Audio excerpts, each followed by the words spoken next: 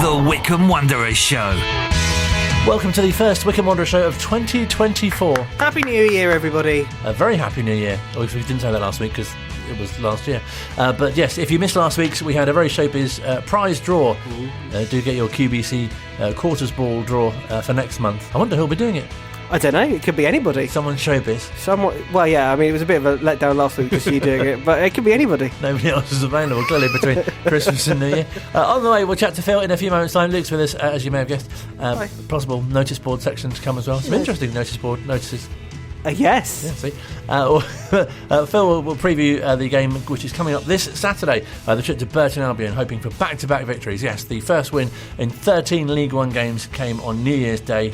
Great way to kick off the new year. And, of course, with the announcement of Richard Kone being introduced to the fans by Rob in a hat on the pitch on that day as well. So, all in all, going rather well so far. Unbeaten in 2024. That's not bad, is it? Yes. Keep that going if at all possible. Coming up a little later on, we'll hear from the manager who spoke to us earlier on from the training ground in the press session as well. Also coming up, we'll catch up with the vice chairman of the Wycombe Wanderers Ex-Players Association. JDT will tell us about their plans for 2024, what you can expect at Adams Park from the ex-players, and also some of their functions and events which are coming up in the next 12 months as well, and possibly a bit of a taster of some of the ex-players that we'll be chatting to on this very programme as well. The sound effects on the show are exemplary. No expense has been spent at all, as you can probably realise. Also, we'll catch up with Carl Simon, who's the Wycombe Wanderers Women manager. If you've been following their progress, you'll know they've been on a bit of a mid-season, that's better, break, which their season resumes this coming Sunday away at Oxford City. They've had a couple of Christmas parties, as it turns out. And they've been, as I say, preparing for the second half of the campaign. There are a few games in hand on some of the teams in the division as well because of the weather. Some of their games have been called off, so they've got some catching up to do. So well placed in the pursuit of hopefully promotion. Because as if you've been following on this show, there's been quite a season of transition last season, and the rebuilding process is going very well, so making great progress. But first, let's hear from Phil, wish him a very happy new year, and bring us the latest on that great way to kickstart 2024. Yeah, lovely to start with a win, and also lovely to get a win after waiting for 12 games without one. And I think the fan base and the players, the management, the staff, everybody was unified at our full-time whistle when it finally came on Monday to get the 3 points on the board. A big milestone for the club, and hopefully a building block from which we can go on a much better run. Because I know we've spoken before about the fans' reaction on social media, and you've spoken very well about how they're perfectly entitled to express their opinion. But especially after the Leyton Orient game, it seemed so kind of, it just didn't feel like there was that sort of support there really. I think it was the Friday night was interesting because it's a Friday night over Christmas. It's a local game in London. It was great to see our fans before and during the game, having probably enjoyed a light ale or two in the afternoon in the build-up to the game and enjoying each other's company, having great noise in the away end. It sounded fantastic during the game, and then it turned on the final whistle. It was a tough game in terms of attacking chances for both sides, and it was a 0-0 draw. In isolation, a 0-0 away from home in a busy festive period, clean sheet and a point, you take it, especially if you win your next home game. But obviously within the context of the run, then yeah. And I think a lot of the frustration from the fans came from seeing a defender come on at 0-0 and Sam Vokes staying put on the bench. And then, of course, after the Bristol Rovers game, we learned that there were lots of red flags against him from the medical staff against Sam Vokes. And Matt Bloomfield wanted to play the longer game and sort of get him fresh for Monday. And boy, did we see the results of that. So I think it just shows, fans, of course, in the heat of the moment, frustration, fully entitled to do so. But stand back and take in the bigger picture a few days later, then it kind of made sense. And Vokesy, I thought, was excellent on Monday. And if that was the result of not playing on the Friday night, then I think it was probably worth it. And you're seeing firsthand as well the effort that the manager and the players are putting in as well. And he spoke to you after the game at Leyton Orient, saying that he was going back to the training ground that night to prepare for the Bristol Rovers. Yeah, look, I don't think I've seen anybody work sort of harder than Matt Bloomfield in any walk of life, even before I worked in radio or even at a football club, in any form of anything I've worked at in however long I've been working in various different jobs. This guy really grafts, and he really cares, and he feels the pressure like anybody else. And it is the most brittle of industries. It's been lovely, I think, that Rob's been over and has been incredibly supportive. Obviously he feels the results like everybody else does. And no one feels them more keener than Matt Bloomfield. To have Rob here and as a member of the support for the gaffer, I think has been excellent. And he spoke on Wanderers TV and Ringing the Blues this week about how that's been there throughout. He's not like the sort of chairman who's sort of an arm's length, sort of, watching and thinking, well, okay, what do we do here? It's more of a case of, they speak regularly. What can we all do to improve things and change things for the better? And I think it's that sort of support that a young manager like Matt Bloomfield will really benefit from. And hopefully Monday is the start of that. It was a great chat, wasn't it, that you had with Rob, and it also, I think, really sort of allayed fans in their sort of fears, if that's the right, if not too strong, because he was saying, he believes in the process and what Matt's doing, and wants to stick to this path. Yeah, and with Rob, and I can say this is somebody who works for Rob as well. He's exactly like you see on the camera. He's if he tells you what he thinks. Especially if something isn't to his liking. But it isn't left at that. It's about, what about this? Or how about this? It's constructive, which is fantastic. As an employee, that's what you want. And I guess that's his line of communication with the gaffer as well. But he also has a sense of responsibility too, because these are the people that he employs. So he wants them to do well too. And that's part of the job, isn't it, I guess? And it's a tough old business sometimes. And, I think Matt, as Rob said, having 11 or 12 players at any one point that are available to you is going to be hard, especially in your first full season as a manager. And, these things come to test everybody. And we all hope that he's a much better and stronger manager as every week goes on, as every manager in the Football League is. They're always learning. Everybody is, whatever they do. I'm hopeful that, with the turn of the year, with the win under our belt, we can start to string the results together. And he talked about staying on the path. Also, the road was mentioned as well, which fans will find interesting as well. Yeah, again, the road is something that he's consistently been going on about. The frustration with bureaucracy, and again, this will be, everybody will suffer this at any point of their life, no matter what they do. But I guess that bureaucracy is there for a reason as well, and it's Rob and everyone else's job is working on that to find a way through. I think Rob certainly believes it's going to have a big impact on people getting in and out of Adams Park and hopefully boosting the attendances. And we all know that a successful winning team is the best way to do that as well. But if you can couple that with a road too, then it'd be interesting to see what happens. And something else which was really nice to kick off the new year was Richard Kone being presented as well. Yeah, I think Sam Grace has done an exceptional job at Wycombe Wanderers. You've only got to look at the success of Anis Vermette, and it's great to see Anis now getting some minutes and some goals and some game involvement with Bristol City, because he's still an asset for Wycombe Wanderers. Yes, we've put some money in the bank when we sold him, but he's also got a sell-on clause, I believe. So we want him to do well. We want him to then move up the food chain even higher, if possible. And he's only going to do that by playing. So it's great to see him. Ali Al-Hamadi, another player that Wycombe Wanderers developed or helped out in his development curve. We have a stake in him. And he's doing fantastically well for AFC Wimbledon. Chris Farino, we all know about. Jasper Patterton's broken through this season. There's been other players as well that have made appearances. There's more players there excited about that are coming through. And Richard Kone adds to that. And obviously his story of having to wait because of his situation with his paperwork. And, on pre-match drills tonight, which you can watch after you listen to this show, there's a really lovely chat with Sam Grace, and the timeline of the Richard Kone transfer was a real opener for me, especially when I was chatting to Sam this morning. It's really nice, isn't it, to kind of get that kind of behind-the-scenes view as well, because, fans just are excited for new incomings, and I guess as well keen to know about goings and some of the loan players too. We know of one who's going back. Yes, yeah, Kieran Brecken is on his way back to Man City, And yeah, I think, it was a lot of excitement around, especially, a lad from Man City coming down to League One. He's been a great lad to have around the place. I think he would have expected or hoped to have played more, and that hasn't happened for him. But, he's been a really good lad when we've spoken to him, and, he seems to have been a good soul around the training ground. And we wish him all the very best. the club seems to have had such success with loan players, and it's a real two-way thing. That obviously they get out of game time, and we get to benefit from having them as well. Yeah, and it's not just what you see on the pitch as well.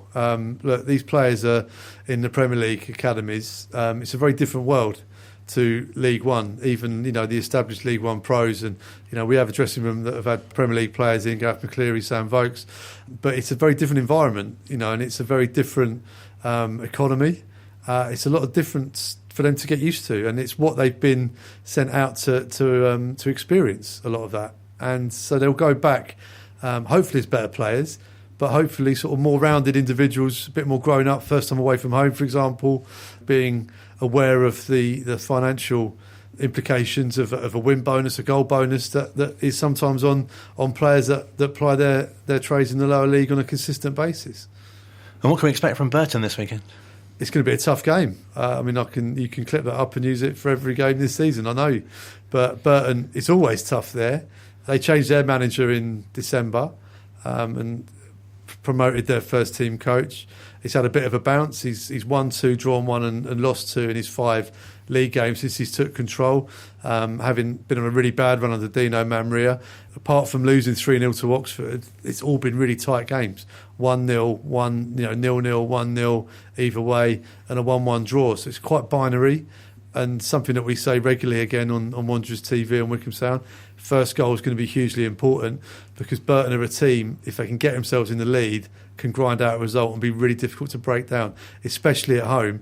And their last 2 home games have been 1-0 wins. So Wycombe need to make sure that they need to be on their mettle and not concede. Burton don't score a lot of goals, so they need to be switched on and make sure they don't give them anything on Saturday, because if they do, it will be a very tough afternoon. Do you think that was key on New Year's Day as well, the fact that Wycombe being the team that scored first? Yeah, I think especially from the situation that we were in front of our home fans. A lot of fans had travelled on the Friday night and not seen a lot of goal attempts. That first half, not only did we score, but we had huge amounts of efforts on goal in that first half. And I think the only disappointment at half time was the fact we were only 1-0 up. And it was great to see, even with 10 men, that we could get second and third. That was a real tonic. But yeah, it's about pushing the play and exciting the fans. And they did that on Monday. It's going to be tough to do that on Saturday because of how Burton set up and play. But that is what Wycombe Wanderers need to get around on Saturday, and they'll be working very hard to do so. It'd be really great to think that that game on New Year's Day will be the start of a winning or unbeaten run. Look, football's all about runs and momentum. Momentum was going against us at the end of last year. It stopped now, which is big. And it wasn't just that win on Monday. I think you could probably factor in the Port Vale game was a really good performance. They weren't clinical enough. They got punished. It was a draw, a point away from home against Leyton Orient. We've spoken about. It was half, defensively a step in the right direction. And then Monday. So yeah, this has been over a body of games. Hopefully, Burton on Saturday can be added to that, and we can look at hopefully another 3 points. So I think there was a real feel, wasn't there, that on Monday there was a real sort of a boost in performance and an improvement in attacking style of play as well. Yeah, it was a really entertaining game to watch. 11v11, I thought Wycombe were bossing it. And then obviously losing Josh Gowan to a red card, which we've all seen back, and it's a red card. That's how it is, and we've now got no Josh for 3 league games. But then they weathered the storm that came after that, and then they found their footing a bit, changed the shape, and were able to exploit the gaps and get number 2 and number 3, which was brilliant. Brilliant to see, and the crowd really responded to that too, and you could almost feel the weight lifting off the shoulders. And great to see Freddie Potts back, of course, as well.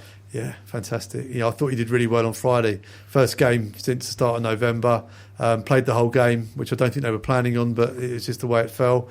And again on Monday, he played the majority of the game. But fantastic. He did some fantastic things in that first half. The assist for Luke's goal as well in the second half was excellent, and I think we've just been really seeing the player that we've missed. He's picked up where he's left off when he got injured at Bradford City. It does feel like the tide is turning. Hopefully. Thank you very much for your time. Great chat to you. Always a pleasure, Colin. Phil Catchpole, everyone. Well done, Phil. Those applause are real as well. They weren't sound effects. No. Luke's with us for a brief notice board update. I would like to... Something that you won't hear when we talk to the gaffer later on is I think we should also not mention Freddie Potts anymore. No. Because I feel like he was Don't draw attention so to him. good Don't draw attention. on Monday. It was... Freddie who? Exactly. Let's stop calling him Dan Potts. Get confused with his brother. But yeah, he was so good, and he's going to go places, but not yet, please. Thank you. No, the exciting news being confirmed in the last 2 hours that the new player that was announced on Monday is officially ours. Signed, sealed, and delivered. He's ours, to quote Wycombe Wanderers. Rich Kone is officially a chairboy. Hurrah! Great news. Great news. Warm off the press. And I've seen him play, and he's also excellent as well. Oh, great news. Yeah. A top review. They wouldn't put that on the... He's great. More to come on the Wycombe Wanderers Show shortly. Online, on Radio Player, and on 106.6 FM. This is Wycombe Sound. Still to come on this week's edition of the Wycombe Wanderers Show, we'll hear from the managers of both Wycombe Wanderers men and women. Although not in that order. We may have time for further notice board notifications as well from Luke. Yes. Thank you. That's excellent contribution. But first, if you're listening last week, we had a compilation of almost all of the fantastic members of the Wycombe Wanderers Ex-Players Association who we've spoken to since the start of Season 4 of this show. Season 4. Thank you. And it was really great to hear some of the highlights of that. I'm very pleased to say that joining us is the Vice Chair of the Wycombe Wanderers Ex-Players Association, John D. Taylor, who, apart from anything, you might not know some behind-the-scenes news, is instrumental in setting up these interviews. And really great to chat to you. Happy New Year to you. And Happy New Year to you, Colin, and to all your listeners. It really does feel like the Ex-Players Association is going from strength to strength, not least on the the showing at this year's or last year's now Ex-Players dinner. Yeah, we've been very lucky. We built up a great following in the early years, dipped a little bit, and then and of course members passed on. But we've gone well over the 100 mark now. This is what I always say. It's not just members. These are paid-up members. Now, getting footballers to actually pay for anything is often quite difficult.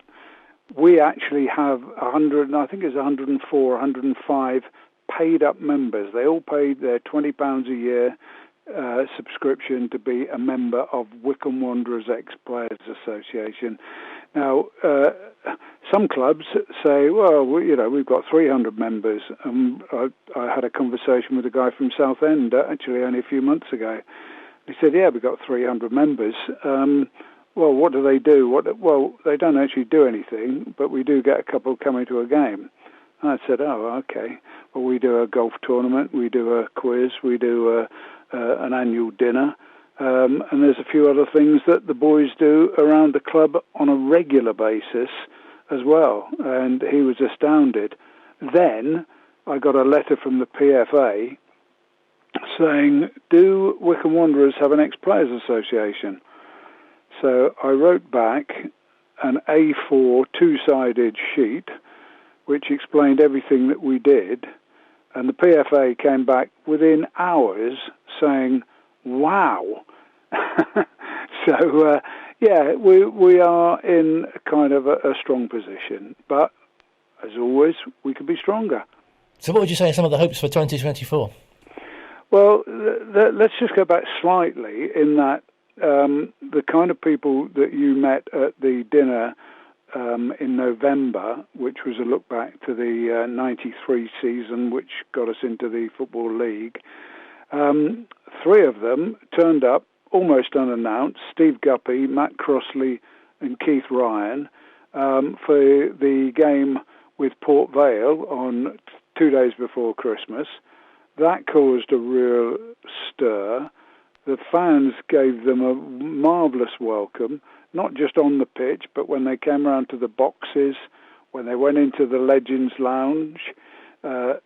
Steve Guppy gave a lovely interview to Phil, and I just thought then how much he'd developed in the 10 years since we first had him on.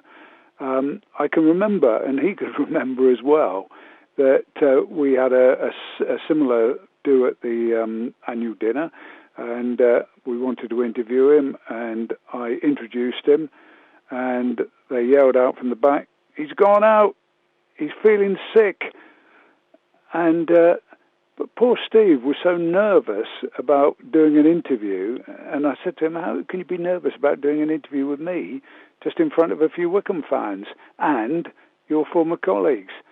10 years on, Steve Guppy was the consummate professional, and he told Phil some lovely stories about his time, not only at Wycombe, but since he's been in America, including one which I thought was really lovely, which is, Phil said, well, what's the setup there like? And he said, well, we've got Smudger Smith as the manager. He's my manager, and he does what all you Wycombe fans will remember, which is moan all the time. And he said, but we've also got somebody who's probably better looking than your chairman, and certainly your owner. And Phil said, well, who's that? And he said, oh, Reese Witherspoon. I don't think even Rob Cooey could argue with that. But we then got on to the question of fireworks, and a lot of people have kind of criticised this. It's an American thing, you know, do we want fireworks? What happens if they lose? Well, of course, we know they didn't lose in that fantastic game this week. But not only that, the fireworks were magnificent, and in fact, the Wycombe fans actually stayed back and enjoyed them. I must admit there weren't too many of the opposition still left in the ground at that stage. They'd had enough fireworks on the field, I think. But yeah, we enjoy welcoming back these players, and as I say, Steve, Matt Crossley, and Rhino were fantastic. And then this week, Keith Scott stepped into the breach, came to the Legends Lounge.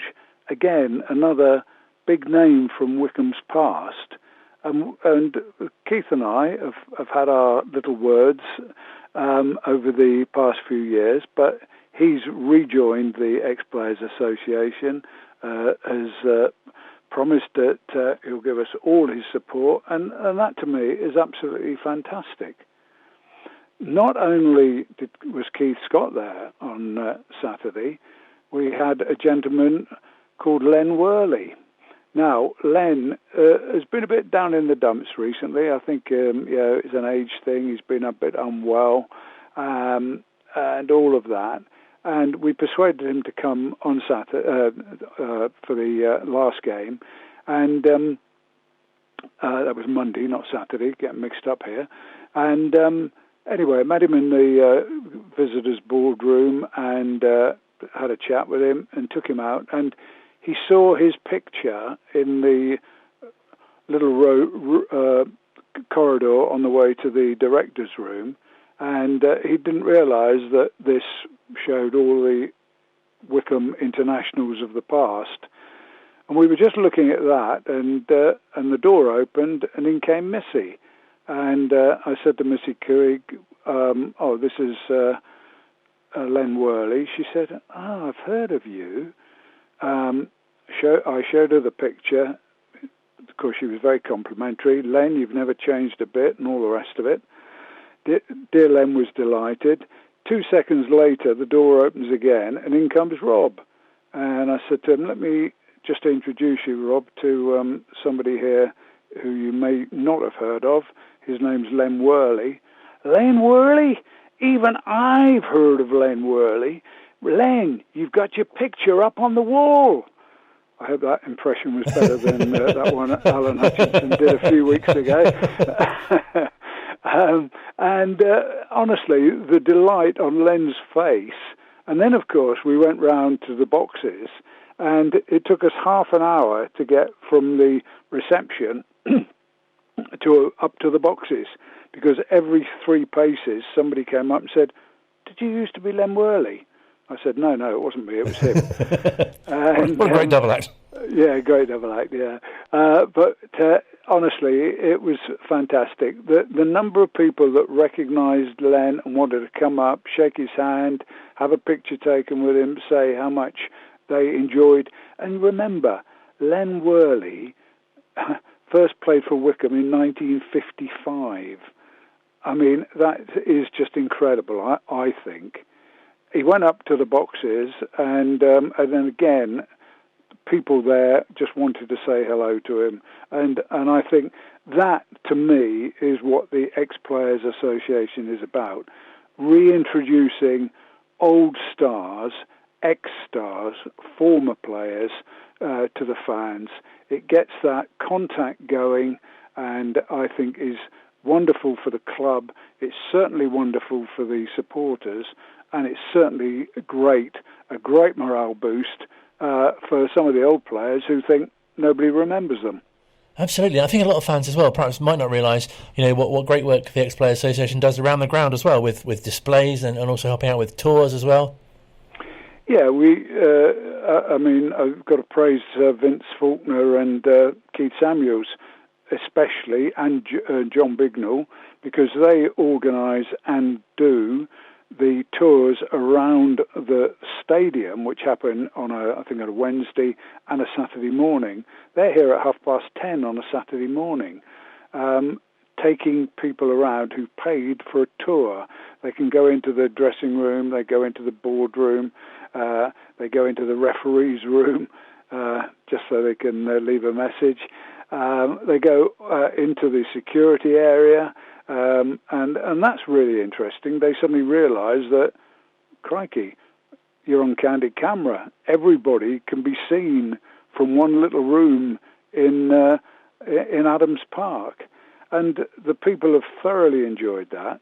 And our guys, they love going round and showing, and then often people say, so did you actually play here?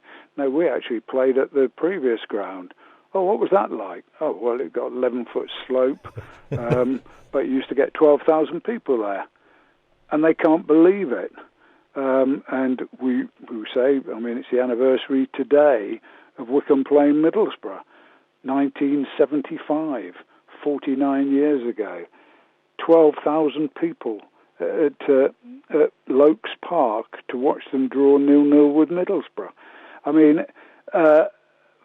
People, supporters today, don't realise that, as I say, that they had crowds like that. And in many ways, it's so sad that what do we have? 5,000 there on Monday, 12,000 there 49 years ago to watch amateurs play. Well, so-called amateurs anyway. The boys do a great job there. They're going to be involved if the Winter Warmers Hub resumes, which is fantastic. We've now got a close association with the Wycombe Foundation, which was much needed, because I felt up until a year or so ago, they were like an outside group in the club. Now they're very focused, and of course Mark is very much responsible for that, Mark Gateskill, and we work very closely with him. So that's great. The other thing that we're going to do, I was sent a parcel just before Christmas, pre-Santa, and in it was a shirt belonging to Cliff Trott, which he wore in the 1957 Amateur Cup final. And with it was his runners-up medal. And that's been donated to the club via the Ex-Players Association. So we're going to make room for that in Montes. That's going to be next to a medal that was won, a winner's medal, that one, from 1931. And those kind of things just remind people, I think, of, Wycombe is not just about Matt Bloomfield. It's not about Gareth Ainsworth, not just about. It's not about Brian Lee. It goes back even further than that. And the number of players that have passed through the club is fantastic. We want to support the players now that are playing. And I'll just give you another example. As you mentioned, Freddie Potts. I'm not allowed to mention him now because we don't want to give him too much publicity. But Freddie did the interview as man of the match after the game. And as he walked past, I introduced myself, and explained that I was so old I'd even seen his father play. And he said, what about my grandfather? My grandfather played for Arsenal Youths, you know. But he, I said to him, well, it's lovely meeting you, but I don't want to meet you again. And he said, oh, why is that? And I said, well, I don't want you to become a member of the Ex-Players Association. And that's often the way I do greet what I would describe as star players. And, you mentioned Anis Mehmeti earlier on. We want him now to come back as an ex-player when he's done the rounds of some of the senior clubs. But we don't want him back, not until Wycombe have got a few more bob for him. No, absolutely. So how can we find out more about the ex-players and the great work that you do? Well, we've got the Facebook page, which is our main point of contact, and the club website. And we also send out about 350, 400 newsletters on a regular basis, basically to people who have been associated with us, either coming to some of our events. I get their details and we send them off, and they've got a regular resume, if you like, of what's going on. And that's how we had, and you had, Jeff Cooper on a few weeks ago from New Zealand, because I kept sending the newsletter to him by email, and he responded to that. And I thought, oh, well, that's another person we can purloin to join us, and to add to the 125 members that we've interviewed, on your show since we got this cooperation going. So, that's I think, an ever-growing story. And a really good one as well, and so positive. And as you say, supporters are really keen to hear what former players are doing these days, and to reminisce as well about the great times that they saw. Thank you so much, Annie, for your time. Great to chat to you. Nice to talk to you. Happy New Year. Likewise, that's John D. Taylor, who is the Vice Chair of Wycombe Wanderers Ex-Players Association, speaking to us here at Wycombe Sound. Online, on Radio Player, and on 106.6 FM. This is Wycombe Sound. Welcome if you've just tuned in. You've missed quite a lot if you have. But there'll be a podcast version available. You might be listening to that now. Possibly tomorrow? Probably tomorrow morning by about 11ish, I would say. Oh, thank you to JDT for going along with the not mentioned Freddie Potts thing. Yeah, that really I'm going to get him a disguise so no one can realise it's him. JDT? No, it's Freddie. If JDT wants a disguise, I'll get him one as well. Have you got access to disguises? I can find some. I'll make some. False nose and some glasses. Yeah, exactly. That's exactly what I was thinking of. Still to come on the Wycombe Wanderers Show, we've got some breaking news. Breaking news. I know. Yep. And also, we'll hear from manager Matt Bloomfield as well. As mentioned, though, it is the first Wycombe Wanderers Show of 2024. And if you've been listening over the past few weeks, you'll know that Wycombe Wanderers Women have been on a mid-season break. Their manager, Carl Simon's been away as well, but I'm very pleased to say he's back. And we can wish him a very happy New Year as well. Well, first off, happy New Year to you as well, Colin. Hope you enjoyed your break. And we've really enjoyed it. Everyone's back fit, had a chance to recharge their batteries, so we're looking forward to the second half of the season. Has it been really pleasing overall for you as to how the team's come together, and it really feels like you've built something with a great blend of experience and youth in the team? Yeah, I mean, that was always our objective, and as I say, that our under-18s are doing really well, so was the under-23. So we've got a good pathway that we've created. It's something that we tried to instill from last season, really, and we're built on that going forward. So the senior team, the first team now, is in really good shape, and like I said, we've got a lot of good players, a lot of good talent coming through as well.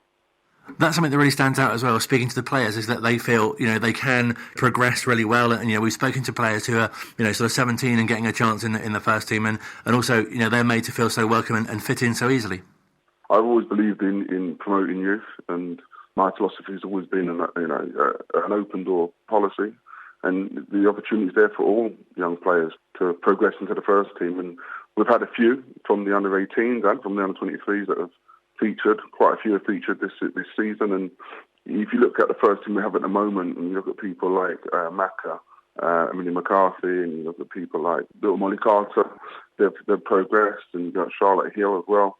They've all progressed into the first team, and they're 18, 17 years of age. So it's there for all people, all players who want that opportunity. It's there for them, and as you say, with senior players, a lot of them are, some of them police officers, the paramedics, the teachers, and so on and so forth, prison officers as well.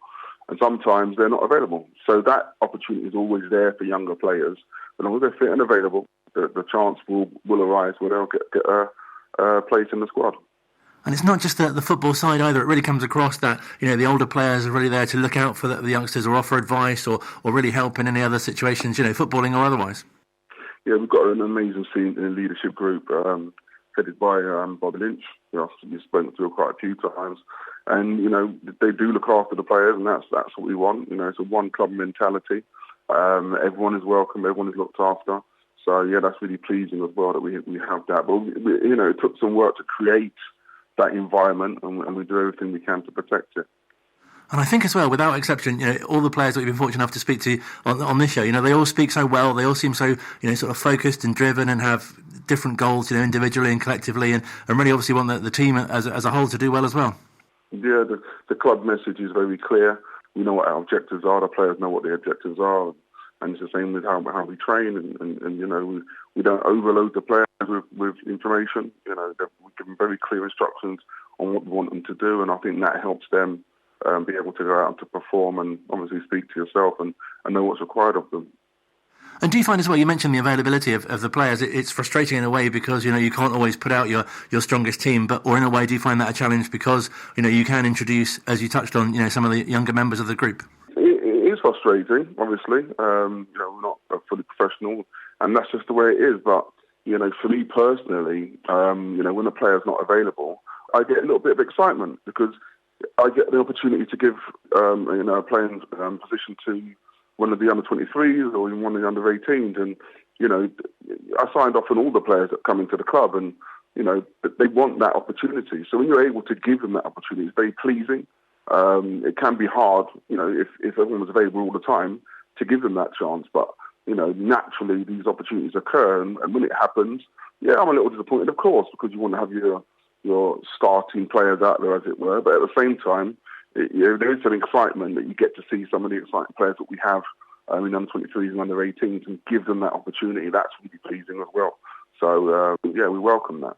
And great for you and the rest of your coaching team as well to really sort of notice the development of players. I know there are many players that you've got in who you've kind of worked with before, and I guess what they can do. But it must be great to see some of the others coming up as well. Yeah, for sure. I mean, there's a lot of the players that came from Watford Ladies from previous, and I've known some of them since they were 14 years of age. So it's really good to see them developing and coming through. And again, with the under-18s, we've got a lot of really interesting players there. And like I always say to the players, the future's for them. The objective for the club is to move the women's section up the pyramid as far as we can go. And, the fight for equality and the equity that we need is also there. That's a fight for all people involved in women's football. And we know that we have to do well to, get more sign-off from the club. And I understand that, the club needs to know that we're doing the right things as well. We always try and do our best on behalf of the club. We know we represent Wycombe Wanderers. So, that's kind of our main objective, really.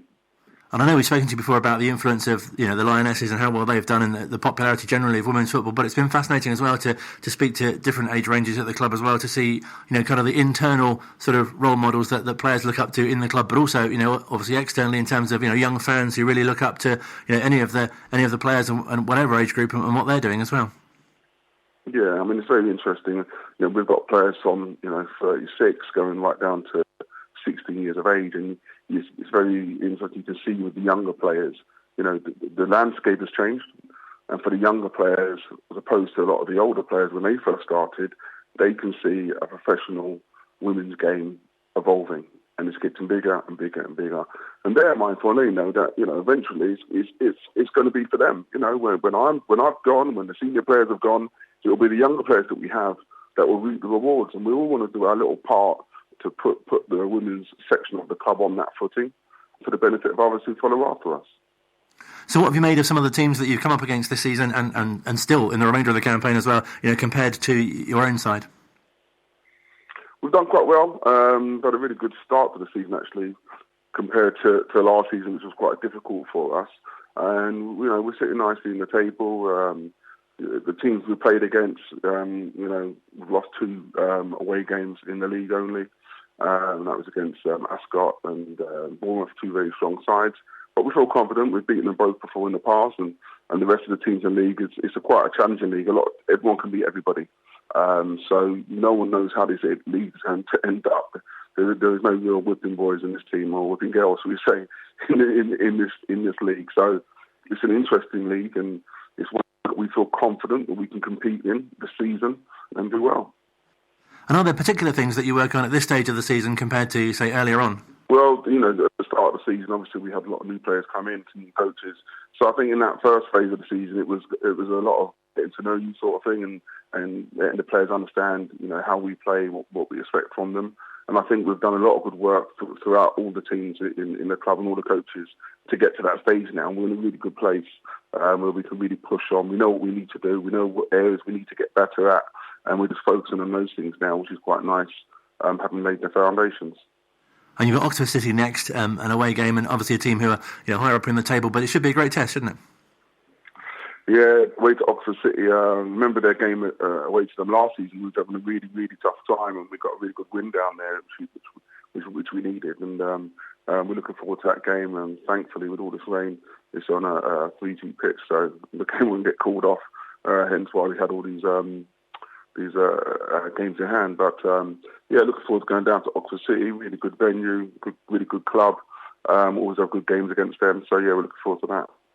And I guess it's nice, isn't it? Because you've got those teams sort of in your sights, if you like, in the part of the table that you're targeting.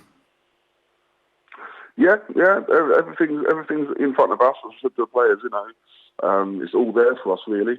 We can do whatever we like. So we go out and we play well and we take it one game at a time, as the old mantra says. But I think we're in a really good position to achieve whatever we want to achieve in the league this season. We had a really good League Cup win most recently. So, it's a really exciting next few months for sure. And is it really pleasing for yourself? Because I know, obviously you had the sort of season of transition last season, but it feels like, this is your team now and this is kind of what you've built and you're really taking it forward now. Yeah, absolutely. We went through that phase and it was really difficult last season. I won't hold back on that. We came in and we brought a lot of players in, and we had to do another overhaul within 2 or 3 months and really use a lot of under-18 players to try and get us over the line sort of thing. But now we're a lot more settled. The players know what we expect from them. The club is moving in the right direction. It's moving at the right pace for what we want to do. If we can get what we want earlier, we'll take it. But we're on the right path. Well, I wish you every success for the remainder of the season. Brilliant to speak to you, and thank you so much, Steve, for your time.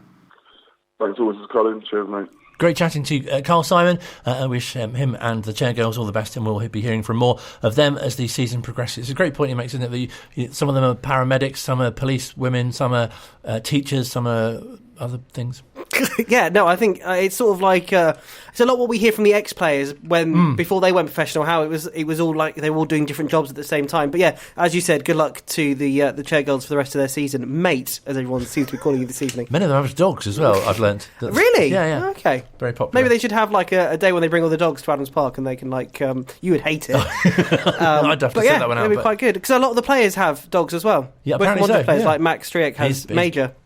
Major dog. He's got a major dog. We're here all night. Literally. Yeah. I hope not. No. Now, let's move on to the men's manager, Matt Bloomfield, who, of course, is also one that we should wish a Happy New Year to. Happy New Year to you and everybody listening, mate. We're really pleased with, obviously, the way the new year started. I thought that the performance was fantastic.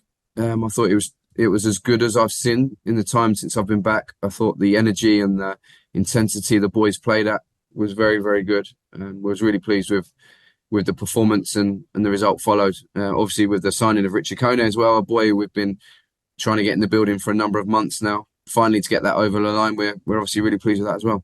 Is that something that you felt has been coming for a while? You've sort of seen that build into that point. Obviously, not just the signing, because you probably knew that was coming, but the result on the performance as well. Yeah, I have absolutely. I think we've been that dominant in enough games to have a win. I'm obviously slightly disappointed and frustrated that it was clouded slightly by the couple of late goals. But the way we played, the way we pressed, the energy and the performance, the atmosphere inside the ground was one of the most pleasing things for me. I felt like the lights were on, the terrace was in full voice, the ground felt electric. I loved feeding off that emotion from the fans, and I think the players did too. So, it was a real good feeling for me. I think it's been coming. I really do. If you look back at a couple of recent home games, Shrewsbury had 1 shot on target. Port Vale had 2 shots on target. We didn't win other games. So it's nice for the results to go in our favour that we believe we've deserved. And does it feel like you've really got positives, as you say, that you've taken from this recent run of games and that you can really take into the new year as well? Yeah, definitely. I think that, the Port Vale game, for instance, I thought we were very, very good. We didn't make enough of our chances, and then we were really, really sloppy to give a goal away. Didn't defend the back post properly at all, and come away with a draw. The Shrewsbury game, the midfielder is a great strike, hits off his wrong foot from 20 yards out, and we missed, enough chances. It just feels like it's been coming. I'm so pleased for the players because I know that how much they care. I know how much they're putting into this season, and I've really felt for them recently because, they haven't been getting the points and the results that their performances suggest they should be getting. So for them and our supporters who have been, following us up and down the country and spending all their money to support the boys, it was obviously a pleasing day. And does it feel extra special in a way for both yourself and the team? Because, I guess, fans can be very critical, but they don't actually get to see, what goes on kind of behind the scenes and the work that goes into putting those performances onto the pitch. They just see, on a match day itself. Yeah, I think for me, Monday was probably particularly fulfilling because we had a tough night at Orient on Friday night. I had to make a couple of decisions with the team to protect players in readiness for Monday because they couldn't do all 4 games. Vokesy being the main one. After the game Friday night, I drove back to the training ground to watch the game back and start watching Bristol Rovers. Slept here, got up, cracked on with work Saturday with the players back in the building. We worked hard all weekend. So to have that backed up with a result is fulfilling because I believe in hard work. I believe in being the best you can possibly be. I understand that criticism is going to come our way when the results aren't as they can be, but I felt like that was possibly over the top on Friday because a point away from home and a clean sheet I thought was a good result, especially when, in such a busy run of games with players coming back from injury and having to protect a couple. I actually felt like it was a good result. We should have beaten Port Vale. We should have seen that game out for 3 points. We hit the post and missed a penalty. Although we were very average at Exeter, that could have been a point. We could have got 8 from our 4 games and we could have had an incredible Christmas. So to leave it to the last one of the run of 4 and to be able to come out with the result that we believed was coming, for me was very fulfilling. It's just given me more desire and hunger. I want more days like that. I want more wins. I want more goals at home. I want more days to enjoy because there's been a lot to endure recently and I want more to enjoy.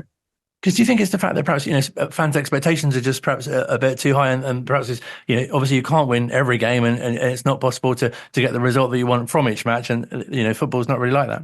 No, I'd never say that the fans' expectations are too high. My expectations of myself and my team are extremely high. I think that a lot has been made recently of the results and obviously, we are disappointed that it took so long to get that next win. But if you look at each game in isolation, I think there's probably more better performances than negative. We know we haven't scored enough goals. We know, I think that's a given. And we've been working hard on those, but we've got a fully fit Sam Vokes, who against Port Vale I thought was fantastic. And on Monday I thought he was incredible. We've missed him for too much of the season for my liking because I think we're a very good team when we've got Vokesy in it. So I hope we can keep him fit. I hope he can play like he did on Monday because I thought he was top draw, and if we can keep Vokesy fit and firing, then we know that we're going to be a threat for any team, especially at home, like I say, with the atmosphere like it was on Monday.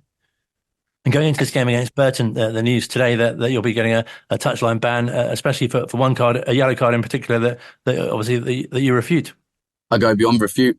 If I'm honest, I'm not sure what I'm allowed to say, but I go beyond refute. 2 of them out of the 3, if I'm honest, one was justified on the opening day of the season for my frustrations and not getting a penalty. The other 2 were extremely disappointing, to say the least. So, yeah, obviously I need to learn from that. I'm not allowed to clap my hands together and put my hands together because it can be perceived in a way that is bizarre. So, look, really disappointing because unfortunately what it means is that I'm taken away from the one area I love the most, the technical area on a Saturday afternoon. I spoke to the PGMOL. They told me to ring the FA. I speak to the FA. They tell me to ring the PGMOL. Doesn't look like there's a huge amount of support for me to actually talk talk to anybody and try and figure out what it is. The second booking was against Shrewsbury when there was, I believe, 6 different substitution breaks. We were told they were going to be actual time this season. We then had 4 added minutes, which, to be fair to Shrewsbury, a 1-0 winning away from home, I'd also take my time and all the rest of it like they did. Early in the season, we were seeing 8, 9, 10, 12 minutes for that. We had 4, and I sort of said 4. When I asked the full official, he said 4, and I said 4, and he booked me for that. So I'm not allowed to say a number loudly, and I'm not allowed to clap my hands together. Very disappointing. It seems strange, doesn't it? Because I guess obviously with any sort of new rules, and there's been a number, this season, there's a sort of bedding in period, as you touched on with the added on time, but you'd think there'd be some sort of leniency in that regard as well. Yeah, they've taken the toleration lower and they've taken the discipline also lower. So there's less tolerance on the sideline, and they've brought the bookings for managers to get a ban from 4 to 3. I've just figured out this week. I didn't even know what it was before, and I've just found out. And that's some of the conduct I see. We played a game recently where a manager held onto a ball to stop the ball coming back into play. I've been told that should have been a sending off offence. It wasn't. They had a laugh and a joke with the referee and allowed the play to go on.